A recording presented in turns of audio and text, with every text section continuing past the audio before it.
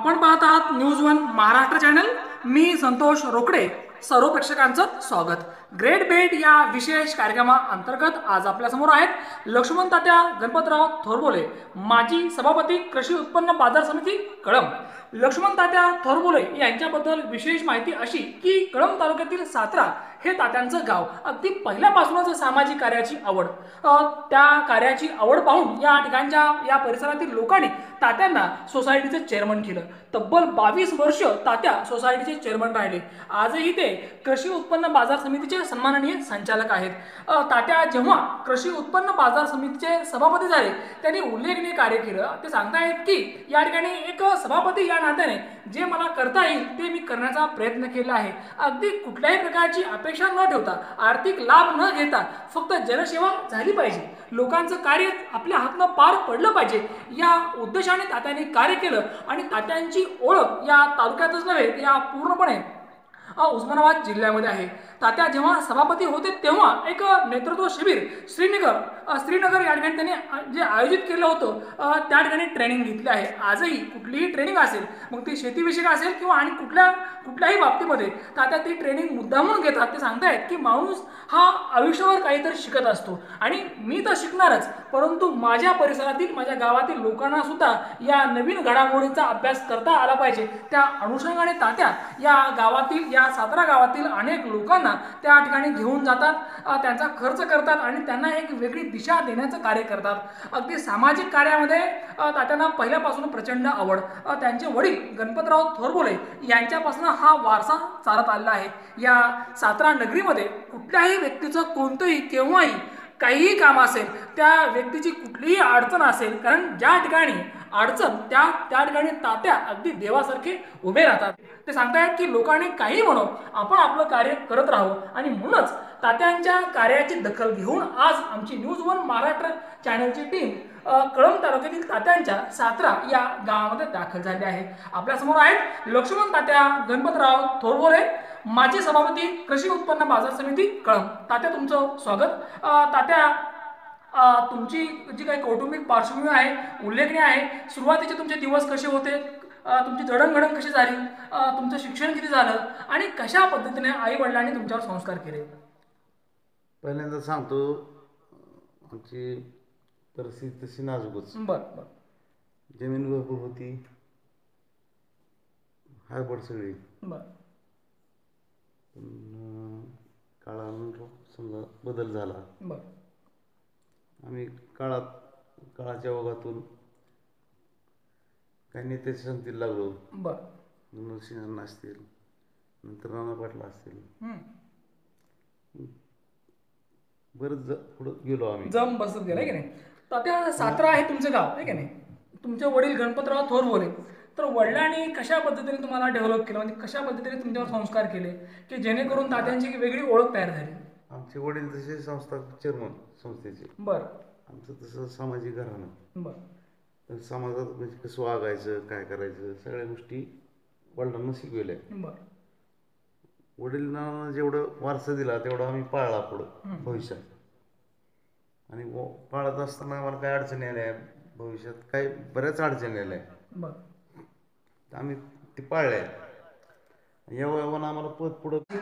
तात्या, की तुमची जी ओळख आहे खरं तर लक्ष्मण तात्या म्हणजे एक मोकळ्या मनाचा माणूस, अगदी मनामध्ये किंवा ओटात पोटात असं तुमचं नसतं. तर हा जो तुमचा स्वभाव आहे याबद्दल सांगा. कोणीच म्हणणार नाही तसं, कोणीच म्हणणार नाही. एक मोकळ्या मनाचा माणूस जगात बी नाही म्हणणार. बरं. आणि मग तात्या, या सामाजिक कार्यात जे काही समाधान मिळतं ते समाधान सगळ्यात मोठं. बरं. कोणी पैसा कमवल नाही कमवल. किती वर्षापासून तुम्ही सामाजिक कार्य करत आहे? आपल्याला मला जवळ कळतंय तेव्हापासून तर करतोय. बरं. मग काय नेमका अनुभव या सामाजिक कार्याचा? काय चांगलाच अनुभव आहे आपल्याला, काय वाईट. बरं, कधी कधी असं होतं तात्या की आपण एखाद्याला मदत करतो पण ती व्यक्ती पुन्हा उलटून पडते? पडली तर पडली, काय काय त्याचं काम करते, आपण आपलं करायचं. म्हणजे आपला स्वभाव की नेकी कर दर्या मिळाल, काय की आपण आपल्या हाताने चांगलं करायचं नाही करायचं, आहे का नाही? 100%. बरं, आतापर्यंत मग हे सामाजिक कार्य करत असताना या कार्याची माझ्यापासून कुणाचंच नुकसान झालेलं नाही. बरं पहिल्यांदा. बरं. आणि माझ्यापासली बारकी सुद्धा माणसं माझ्यापाशी काम करणारी कोट्यधीश झाले. अरे वा. कोट्यधीश झाले. आणि मग आणि कोणी उपकार माझं मानायचं की नाही मानायचं ते ठरवायचं. ठरवायचं. मी नाही काय म्हणणार. त्या या ठिकाणी तुमची कौटुंबिक पार्श्वभूमी आम्ही ऐकली, तुम्ही तुमचं सामाजिक कार्य ऐकलं, मग आपण राजकारणामध्ये कसे आलात मग? काहीच नव्हतं. हां. चळवळ केली हं. नरसिंहानाच्या माध्यमातून. हं. चळवळीतून मी मध्ये आलो. बर थोडी बंडखोरी केली बर. हां. गावच्या राजकारणात. हं. गावच्या काय चिंतकांनी मला उचलून धरलं. हं. मी मध्ये आलो. बर बर. ग्रामपंचायत आली, सोसायटी आली. बरं. सोसायटीत 22 वर्ष झालं. आता आपण या ठिकाणी सोसायटीचे 22 वर्ष तब्बल हो, चेअरमन म्हणून होतं काम की. केलं आहे. होतं की. तर त्या काळामध्ये एक चेअरमन म्हणून काय कार्य केलं आपण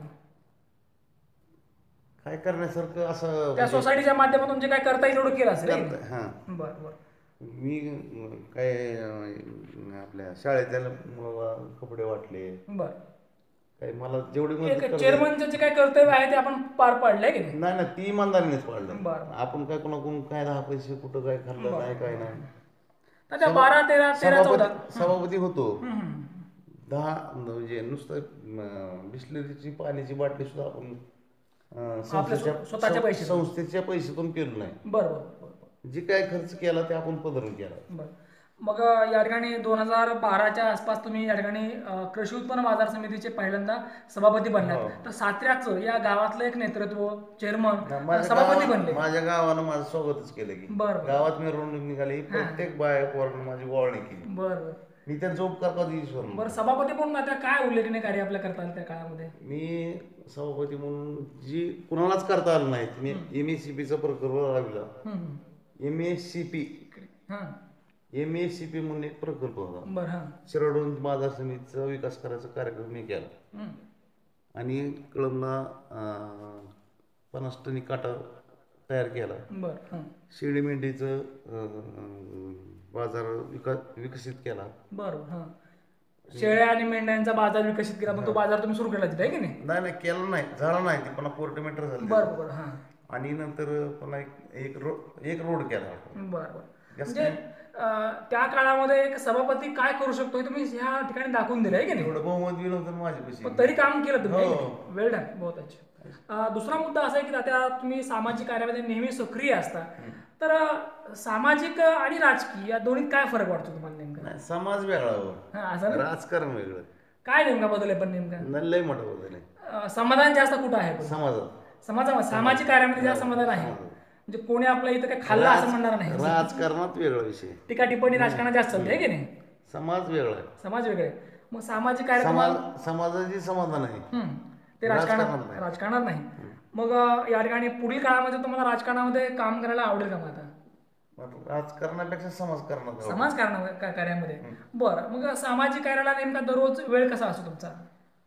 कोणी जर मला समाजकारणात बोललं किंवा मी जर एखाद धरलं तर माझी अपेक्षा असते की दुसऱ्याने यावं माझं.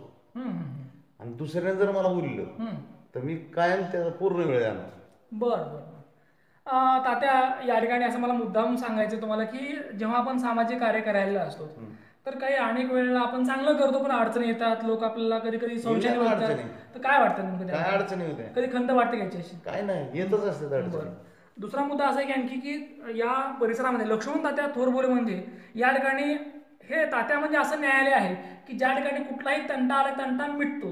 तर त्याबद्दल जर कुठं खर्च लागत असला तर मी खर्च करतो. बरं. भांडणं लावायसाठी मी कार्यक्रम करत नाही. मग दररोज साधारणतः या ठिकाणी सामाजिक कार्याला किती वेळ असतो आपला? का पूर्णच वेळ. मी घरचं काहीच बघत नाही.